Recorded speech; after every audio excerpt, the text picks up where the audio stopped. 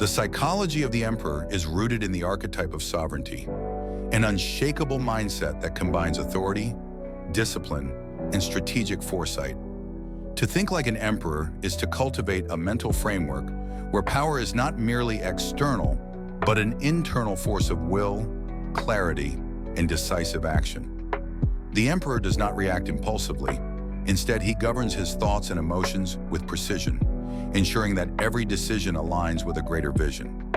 This psychology is not about domination over others, but mastery over oneself, where purpose dictates action rather than fleeting desires or external pressures.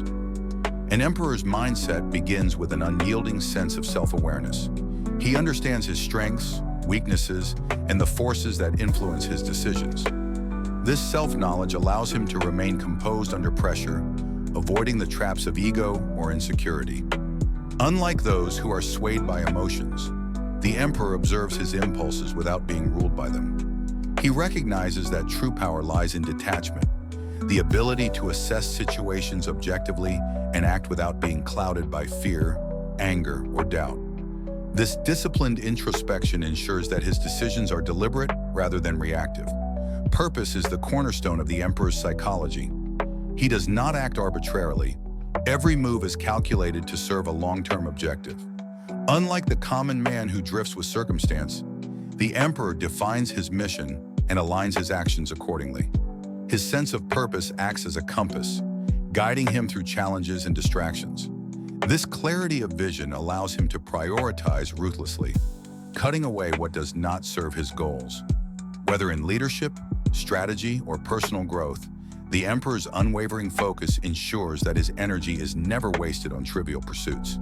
The emperor's thought process is inherently strategic. He thinks several steps ahead, anticipating obstacles and opportunities before they arise. This foresight is not mere speculation, but a disciplined analysis of patterns, probabilities, and human nature.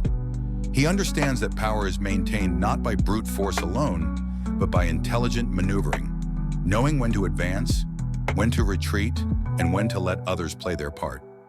His mind operates like a grand chessboard, where every piece has a role and every move is deliberate. Control over perception is another critical aspect of the emperor's psychology. He knows that power is as much about appearance as it is about reality. By mastering his demeanor, calm, confident, and inscrutable, he shapes how others perceive him. He does not reveal his hand prematurely. Silence and composure become his tools of influence. The emperor understands that weakness is often a product of uncontrolled expression. Those who speak too much, react too quickly, or display insecurity relinquish power. His presence alone commands respect because he has mastered the art of psychological sovereignty. The emperor embraces responsibility as a natural extension of his power.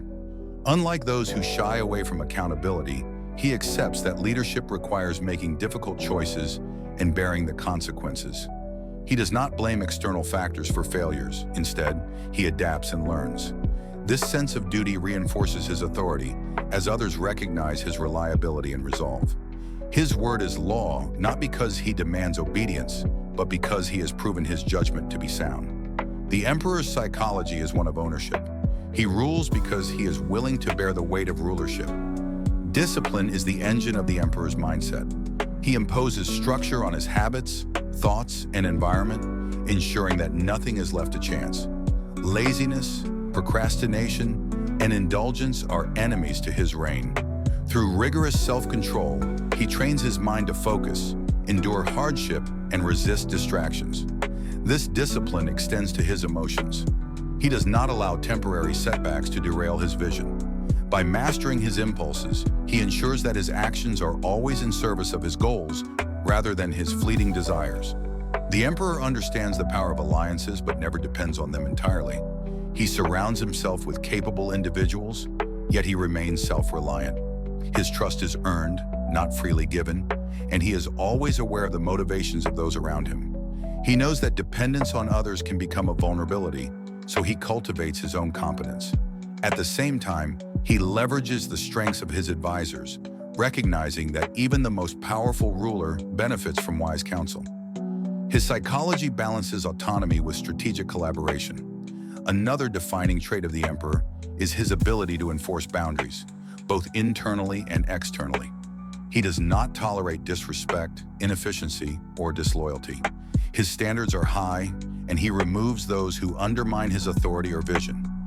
Internally, he guards his mind against negativity, limiting exposure to influences that weaken his resolve. The emperor's psychology is one of discernment. He knows what to allow into his sphere and what to reject. This selective control ensures that his environment aligns with his principles. The emperor's mindset is also marked by resilience. He views challenges as tests of his strength, not as insurmountable obstacles. Where others see defeat, he sees an opportunity to refine his strategy. His confidence is unshakable because it is built on a foundation of competence and adaptability. He does not fear failure, he learns from it. This resilience ensures that setbacks do not diminish his authority, but instead reinforce his determination. The emperor knows that true power is not the absence of struggle, but the ability to endure and prevail. Patience is a weapon in the emperor's arsenal. He does not rush into action prematurely. He waits for the right moment to strike. Unlike the impulsive or the desperate, he understands that time can be an ally.